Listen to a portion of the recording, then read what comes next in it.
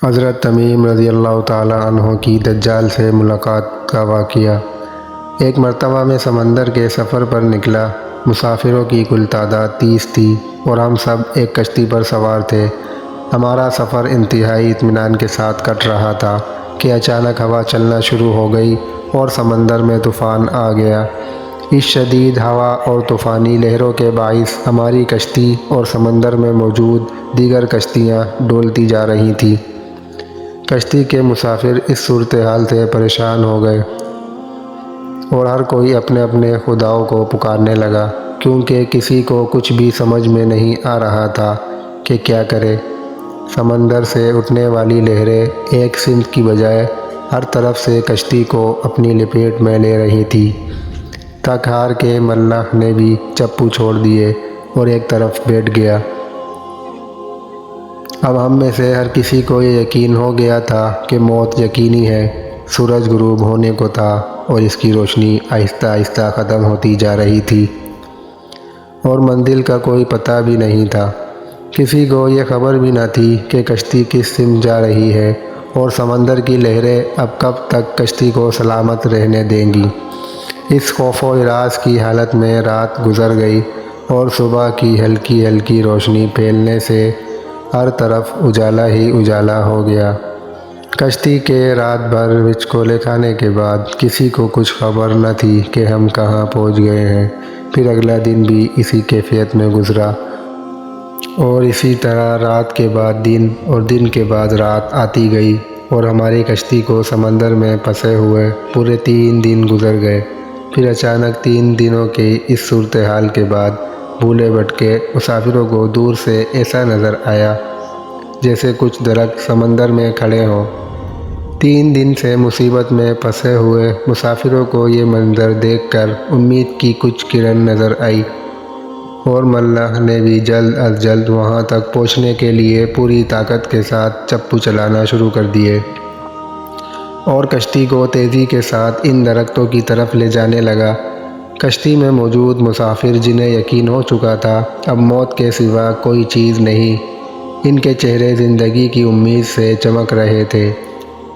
پھر کشتی جوں جوں قریب ہوتی گئی درخت صاف دکھائی دینے لگے۔ ملاح پوری طاقت سے کشتی چلا رہا تھا کہ سورج غروب ہونے سے پہلے پہلے ان درختوں تک پہنچا جائے، تاکہ کہیں ایسا نہ ہو کہ اندھیرا ہو جانے کے باعث ہم اس آخری امید سے بھی ہاتھ دھو بیٹھیں۔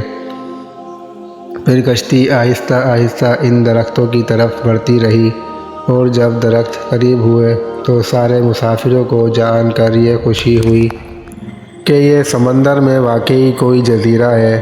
ابھی تو سورج مکمل غروب نہیں ہوا تھا کہ کشتی جزیرے کے کنارے پہنچ گئی۔ مسافروں کو اس جزیرے پر اترے زیادہ دیر نہیں گزری تھی کہ درختوں کے درمیان میں سے ایک عجیب و غریب جانور نکلا۔ اس جانور کے پورے جسم پر بال تھے اور اس قدر لمبے اور گھنے تھے کہ یہ معلوم ہی نہ ہوتا تھا کہ جانور کا اگلا حصہ کون سا ہے اور پچھلا حصہ کون سا ہے۔ سارے مسافر اس عجیب و غریب جانور کو دیکھ کر حیران و پریشان ہو گئے، کیونکہ ان میں سے کسی نے بھی اس سے پہلے ایسا جانور دیکھنا تو دور کی بات سنا بھی نہ تھا۔ اب اس پراسرار جزیرے پر اس کو دیکھ کر سب پریشانی میں مبتلا ہو گئے کہ یہ کیا بلا ہے۔ ایک مسافر نے دوسرے مسافر سے پوچھا کہ یہ کیا چیز ہے۔ جانور نے مسافر کی یہ بات سن لی اور مسافر کے جواب سے پہلے وہ جانور خود بولا، میں جاسوس ہوں۔ جانور کے انسانوں کی طرح گفتگو کرنے سے تمام مسافر مزید پریشان ہو گئے، کیونکہ آج تک انہوں نے کسی جانور کو انسانی زبان میں بولتے نہیں دیکھا تھا۔ چنانچہ سب یہ سمجھنے لگے کہ ہو نہ ہو یہ کوئی جن ہے اور ہمارے سامنے آ گیا ہے۔ تمہاری جاسوسی کا مقصد کیا ہے اور تم کس کے لیے جاسوسی کرتے ہو؟ ایک مسافر نے ہمت کر کے اس سے پوچھا۔ میں جس کے لیے جاسوسی کرتا ہوں اسے تم سے ملنے کا بے حد شوق ہے، وہ تم سے باتیں کرنا چاہتا ہے، لہذا تم میرے ساتھ چلو۔ یہ سن کر تمام مسافر حیران و پریشان چپ چاپ اس کے پیچھے ہو لیے۔ وہ عجیب و غریب جانور درختوں کے درمیان بنے ہوئے راستے سے ہوتا ہوا ایک پرانے محل کے سامنے جا کر کھڑا ہوا۔ محل کو چاروں طرف سے بلند و بالا درختوں نے گھیر رکھا تھا۔ مسافروں نے وہاں پہنچ کر پریشان نظروں سے اس کی طرف دیکھا اور پھر جانور کی طرف سوالیہ نظروں سے دیکھنے لگے۔ جانور پھر آگے چلا اور سب مسافروں کو ایک بڑے دروازے سے گزارتے ہوئے محل کے اندر لے گیا۔ محل کے اندر داخل ہوتے ہی سب نے دیکھا کہ ایک بہت بڑا شخص زنجیروں میں جکڑا ہوا تھا اور رہائی کے لیے کوشش کر رہا تھا۔ ہم نے اس سے پہلے اتنے بڑے قداور اور اتنے زیادہ رعب والا شخص کبھی نہ دیکھا تھا۔ ایک مسافر نے ہمت کر کے پوچھا، تم کون ہو؟ میں کیا ہوں اور کون ہوں یہ تم تو جان ہی لوگے، یہ بتاؤ کہ تم کون ہو؟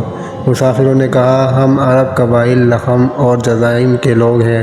اور ساتھ ہی اس مسافر نے اپنے ساتھ بیتی اور یہاں تک پہنچنے کی ساری داستان سنا دی۔ اس قید میں جکڑے ہوئے شخص نے کہا، ذرا مجھے نخلستان کے متعلق تو بتاؤ۔ ان میں سے ایک مسافر نے پوچھا، تم اس کے متعلق کیا جاننا چاہتے ہو؟ وہ قیدی غصیلے انداز میں بولا، مجھے یہ بتاؤ وہاں کھجوروں پر پھل لگتا ہے کہ نہیں؟ مسافر نے کہا، ہاں لگتا ہے۔ اس قیدی نے کہا، عنقریب ان پر پھل لگنا بند ہو جائے گا۔ پھر وہ قیدی مسافروں سے مخاطب ہو کر کہنے لگا، اچھا طبرستان کے دریاؤں کے متعلق تو بتاؤ۔ مسافروں نے کہا، دریاؤں کے متعلق کیا پوچھنا چاہتے ہو؟ قیدی نے سوال کیا کہ اس میں پانی ہے؟ مسافروں نے کہا، ہاں اس میں پانی ہے۔ اس نے کہا، عنقریب اس کا پانی ختم ہو جائے گا۔ پھر وہ قیدی کہنے لگا، مجھے ظفر کے چشمے کے متعلق تو کچھ بتاؤ۔